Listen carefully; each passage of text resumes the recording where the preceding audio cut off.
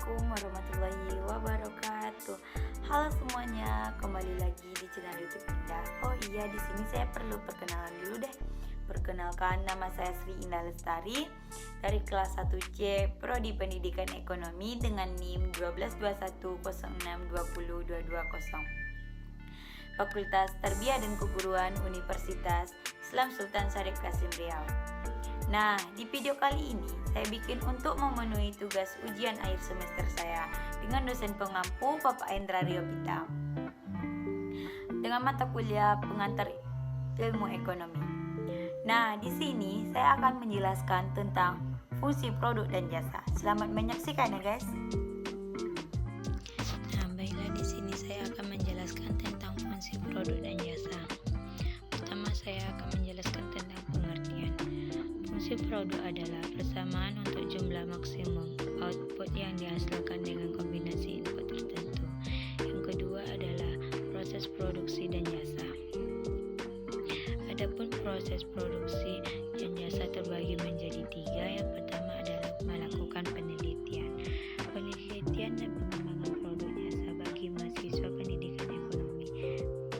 Penelitian produk jasa yang dilakukan dibedakan atas penelitian terhadap proses produksi maupun pada proses yang dihasilkan.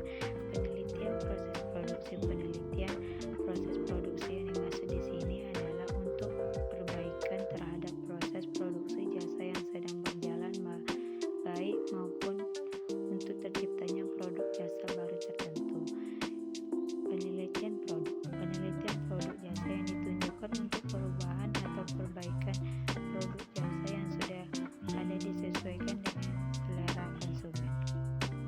Kedua adalah mencari gagasan dan seleksi produk dan jasa.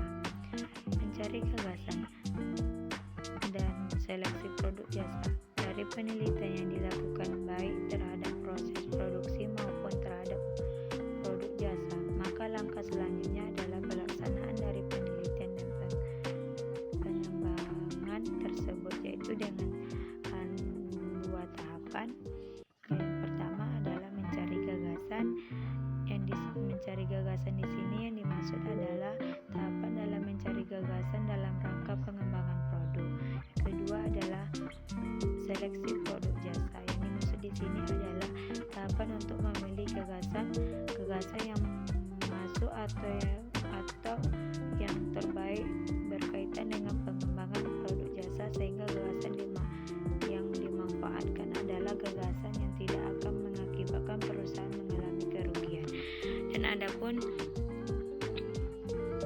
proses produksi yang ketiga adalah penetapan skala. Penetapan skala adalah apabila ditetapkan jenis produk yang akan dihasilkan, maka langkah selanjutnya adalah penetapan skala. Ada 6 penetapan. Yang pertama adalah penetapan waktu. Penetapan waktu yang dimaksud di sini adalah kapan kegiatan proses produksi akan dilakukan. Yang kedua adalah penetapan kuantitas produk. Yang dimaksud di sini adalah berupa jumlah volume produk jasa yang akan dihasilkan. Yang ketiga adalah menghitung keperluan biaya, yaitu berapa besar jumlah biaya yang dibutuhkan. Yang keempat adalah penetapan jumlah tenaga kerja yang dipekerjakan. Yang kelima adalah penetapan peralatan apa saja yang akan digunakan. Adapun langkah penetapan skala produksi yang terakhir adalah penetapan persediaan bahan baku optimal yang sesuai dengan kebutuhan. Adapun beberapa tahapan yang dilakukan dalam penetapan skala produksi, yang pertama adalah routing. Yang dimaksud dengan routing adalah yaitu tahapan penetapan dan menentukan urutan proses produksi dari bahan baku sampai menjadi barang jadi. Termasuk di dalam tahapan ini adalah penyusunan alat-alat atau fasilitas yang perlu dalam proses produksi. Dan yang kedua adalah scheduling. Yang dimaksud di sini adalah tahapan penetapan dan menentukan jadwal kegiatan operasi proses produksi sebagai satu kesatuan dari keseluruhan kegiatan produksi. Yang terakhir adalah dispatching, yaitu tahapan penetapan dan menentukan proses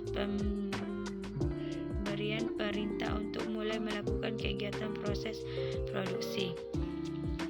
Adapun manajemen prodi pendidikan ekonomi adalah manajemen produksi adalah sistem transformasi yang mengkonformasikan input menjadi output yang barang atau jasa. Manajemen produk penting bagi perusahaan karena berperan untuk menentukan keberhasilan usaha serta meningkatkan produksi. Nah, itulah tadi saya sudah menjelaskan tentang fungsi produk dan jasa.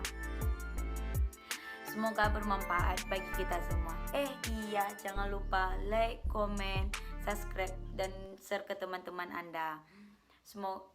Dan saya akhiri. Assalamualaikum warahmatullahi wabarakatuh. Jangan bosan ya guys. Selamat menyaksikan ke video berikutnya.